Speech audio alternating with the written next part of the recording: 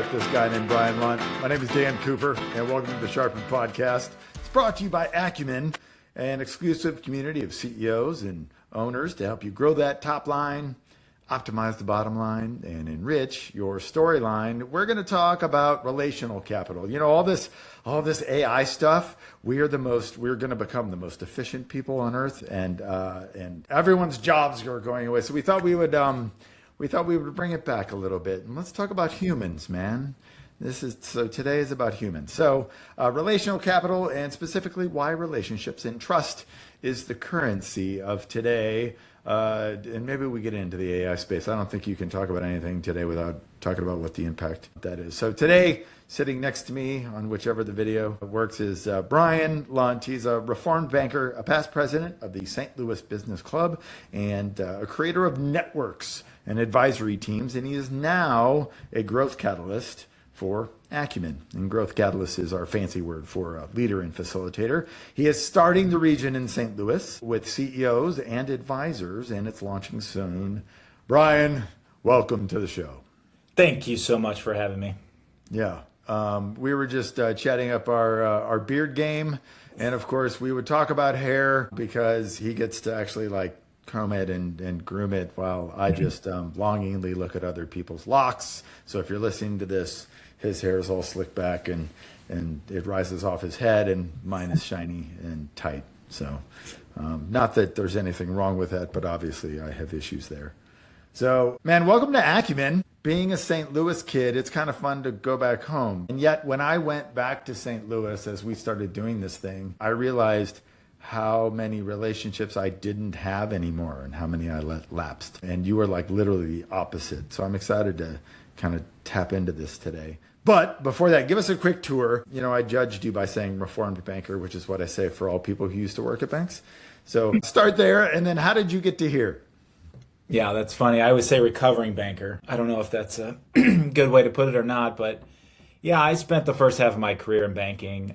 My father had started a community bank back in 1990, and I did everything I could to stay out of the family business, but got pulled in and convinced by a couple of my uncles.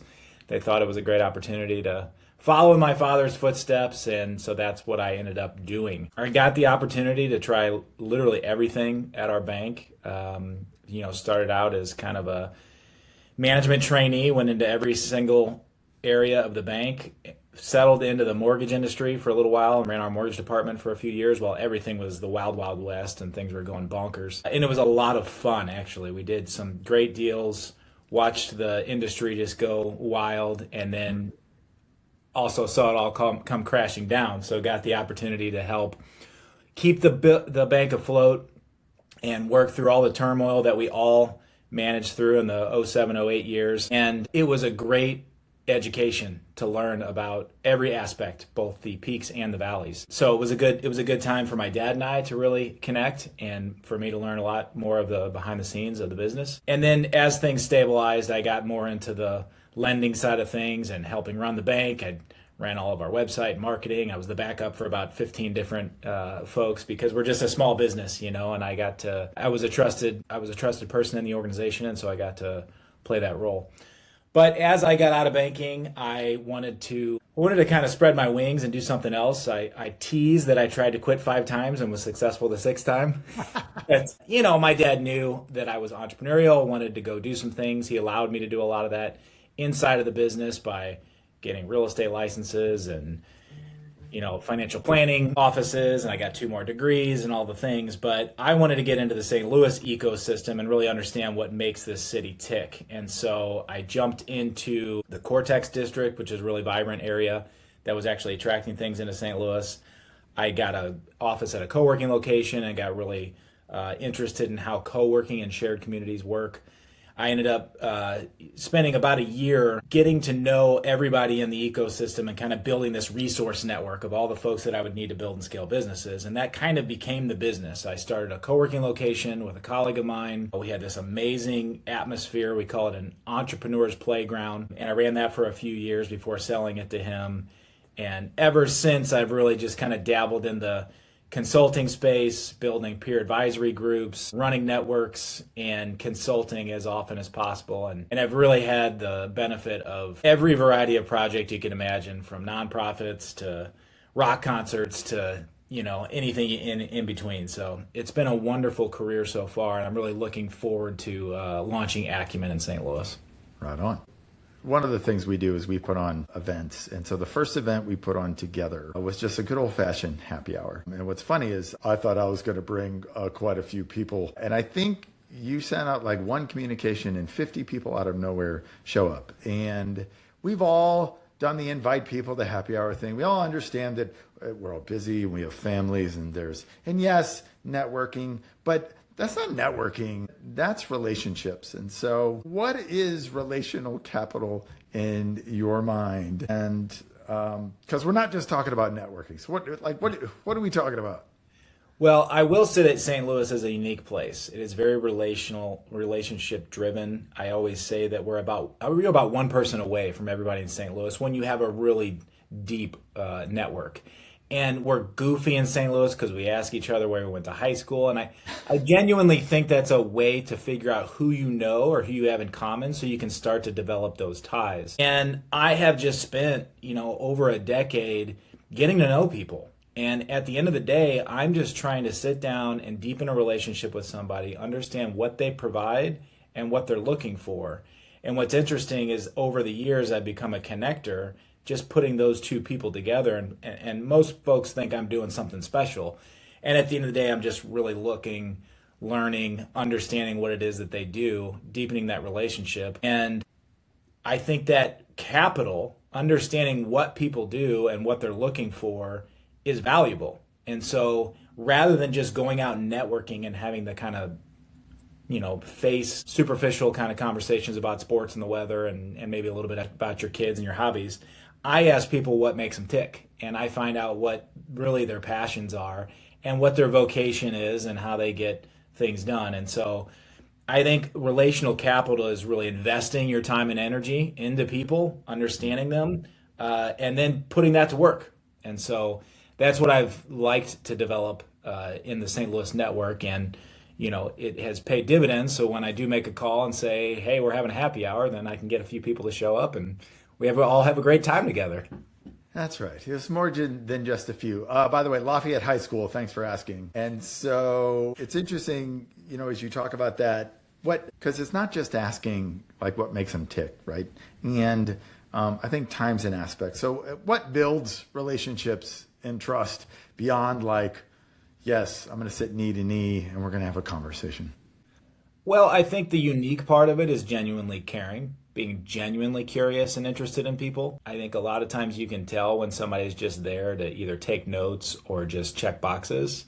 But I do genuinely like people, and I am interested in what it is that they know, even when they look seemingly boring or not very interesting. I think everyone knows something you don't know, and so I almost look at it as game to try and find that really unique thing, that unique gift in everyone, so that then when it comes out and it sparks and I see that glimmer in their eye, I can say, oh, that's that thing that lights them up. And when you make those connections, especially when people are passionate about something, it has some really magical and unique outcomes. And that's where I find the value and the capital that I try to develop over time.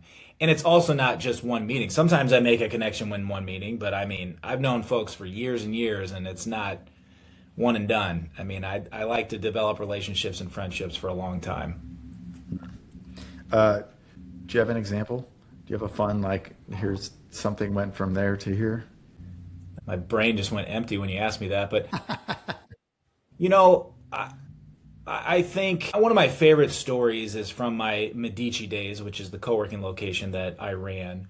We had a gentleman come in and talk about how he really had a heart for raising money for the Leukemia and Lymphoma Society. And you could just tell that it lit him up. He just loved giving. He really was a fundraiser. He did it for the right reasons.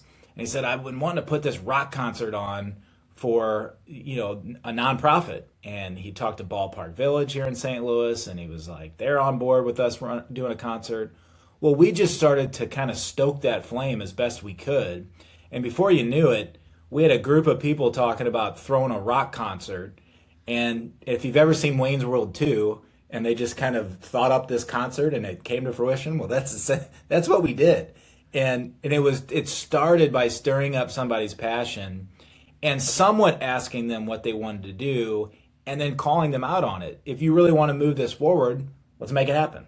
And so we utilized the people that we knew in town, folks that helped out with bands, people that we could rent stages, venues that we could throw something, and all the people came together, and that relational capital made something that was kind of a dream, kind of an idea, really come together, and it turned into an awesome event. I'm not sure we've ever actually used Wayne's World 2 as an example here, so I appreciate you bringing that for the first time ever to the podcast. I mean, 30% of what I say is probably movie quotes. That's part of how you build relationships. It's like, oh, do we like the same movies? Is that how that goes? So let's flip flop it. What destroys it? How does this not go well? Trust in relationships. Yeah, I mean, I have learned from my father that if you say something, then you keep to it. I'm a man of my word, and if I say something, I'm going to hold myself to it. And it doesn't matter, what comes up in the way. I think building that trust and having people know that they can count on you, that is kind of developing that value or capital within the marketplace. And it's interesting because I'm just known as somebody who knows a lot of people. So I've become kind of I'll call Brian because I know he knows somebody who does the thing that I need to get done. Instead of going to the Yellow Pages or Google or trying to find on Facebook all these different things, like Brian probably knows somebody. And that's really nice, to have people say, I'll just ask Brian, he'll figure it out for us. And then at some point when it works for me, that's great. But I've developed myself as kind of a go-to guy for a lot of people.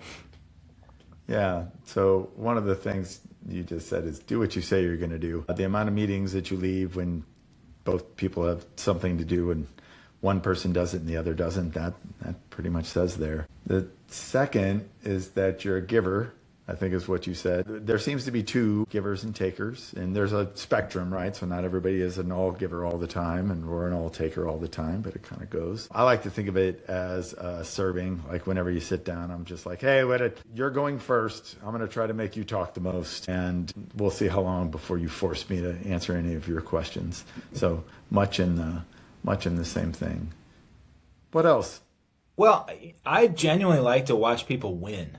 I just really enjoy cheerleading people on and seeing them do well. Throughout my life, I've tried to not burn any bridges or have any enemies of any kind. I know nobody bats 1,000 on that, but I really like to see people succeed, and especially when it's in their spiritual gift or something they're talented at or something that really lights them up. There's something magical that happens when people do well. And it's for the right reasons, not, conquering something and making somebody else lose.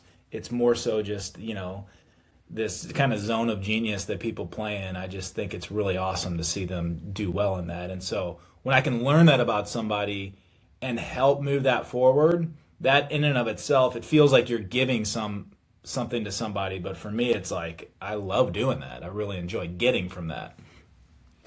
Early in our career, we're learning, right? We're doing this learning process, and then we're earning because then we're trying to make all the monies because of all the stuff. And then at some point, it feels like then we're returning all this stuff we learned and we earned to other people. And again, that's also a spectrum, right? So the more we can lead into that returning or second mountain or whatever people are calling this thing nowadays, I find that also helps on the relational side. Absolutely. I think when you know how to do something and you can be helpful with people, there's something about, and it feels like that's part of the return, but it almost becomes like a muscle or reaction or something that you develop over time. And so when you're kind of a young buck and you don't know what you're doing, it's harder to help people as kind of the wise sage because you're just trying to figure it out. But once you've learned how to do something, it's like, come here, buddy. I want to show you how to do this. And then you watch them go do the thing and you go, that was really rewarding. There we are. Yeah. There we are. Yeah, somebody told me the joke that how do you get into the old boys club? Well, you start as a young boy and you get older. And I think that's men and women, right? Like if you just start young together, eventually you lose all your hair and you get gray and you end up knowing everybody and then you have to return this knowledge that you have. Okay, so we've been kind of up in the clouds in this strategic thing. Bring it down to some practical and tactical. So for you, what's some daily and weekly habits that are compounding this relational capital that you're building? I'm intentional in outreach. I think it's really important to be tactical in terms of connecting with folks and making sure you're going to the coffees and the lunches and there's some things on the schedule that are intentional, but also just making it a habit to say hello when you think about people. If you text somebody or if you think about somebody randomly and you go, I haven't thought about that guy in a year, and you text them and say, how you doing, man? I was just thinking about you. I don't know why you popped in my head, but how have you been? And that muscle, that habit just starts to develop over time. And folks that maybe hadn't thought about you in a while go, that Dan's a pretty good guy, I am terrible at that part. I think about a lot of things all the time, and then I think some more, and then after that I think. But the whole doing aspect of that, I feel silly sometimes, like, hey, what's happening just feels empty to me sometimes. I need to have a reason or some sort of like thing that's going to go on. Do you have that hook in you somewhere? I think it's fun to play with. I think you can just say, hey, man, you just popped in my head and I hadn't talked to you for a while. So I was just out of the blue saying hello. And you can leave it at that. They may not even text back.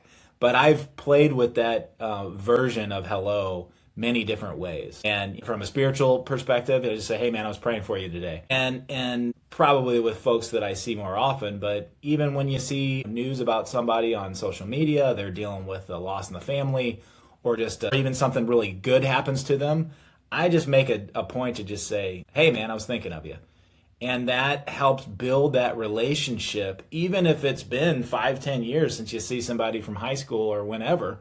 Those relationships can pop back again, and you didn't skip a beat. It's really fun to see those types of relationships that were well developed years ago, and you just see them and you go, why are we not hanging out more often? Where did we go?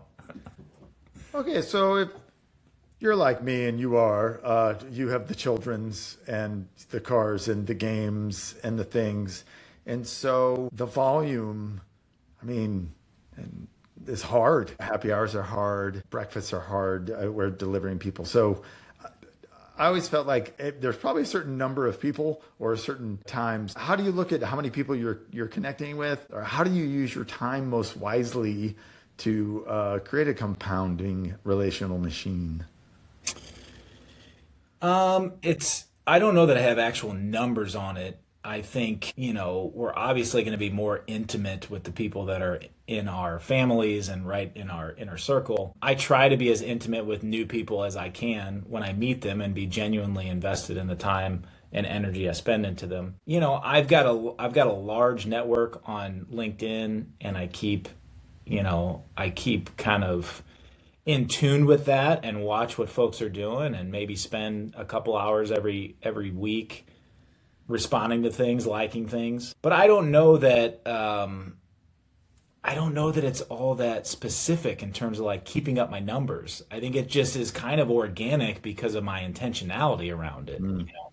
So I've been blessed to have connections to thousands of people in St. Louis. A lot of that came from folks that visited our co-working location or came through our strategy session model, where we would just help people as part of our model. And so somebody would come in, we give them the right tip or trick at the right moment, and it went on to change the trajectory of their life or their career. And they'll come back years later and go, oh, I came to one of your meetings, you did this, and this. And I go, I don't remember that meeting. I'm so happy that it was impactful for you. But I just made a point to do that with just about everybody that comes into my purview. And over time, you make some really cool impacts. You said the word intimacy, which is a funny word to say about meeting people, because that's either like really creepy or it's okay. So I'm gonna assume it's the okay version that we're talking about. And what I think you're meaning is that you're like, how much do you reveal about yourself, or like how deep, or what's the depth of the conversation?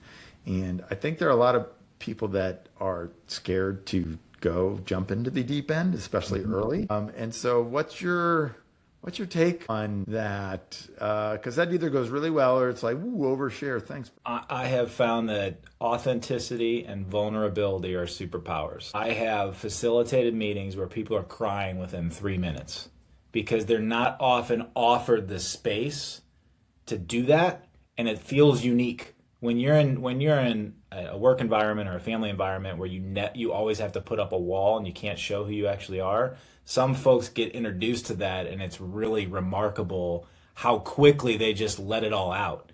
And so I think when you demonstrate authenticity and vulnerability, it just opens it up in a lot of people. And that's where the intimacy comes in, because people will reveal more of who they actually are than more of this FaceTime type of interaction. And those are the types of interactions that don't appeal to me. There's plenty of great atmospheres, but I typically shy away from country clubs and large gatherings and places where I can't have a fairly deep conversation with somebody, or at least learn something decent about them. Like, that's not my favorite thing to be in. And so my partner used to always say, networking is kind of icky, and it can be, Yes. And so I think when you set the atmosphere the correct way and you set the tone and you demonstrate, you can get to some intimate relationships fairly quickly.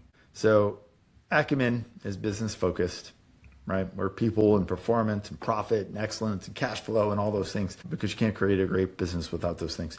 And we're faith infused. So we hang out with people that are on the Jesus journey, just trying to figure out how to do it the best. What's one way that you integrate work and faith, and how does it manifest within you and your biz? Well, what I will say that drew me to Acumen the most is this kind of idea that we're coming together professionally, personally, and spiritually, and somewhat in that order, because there's many avenues that we can take each one of those individually, but this kind of waterfalls through a conversation that allows for the time to speak about all those things.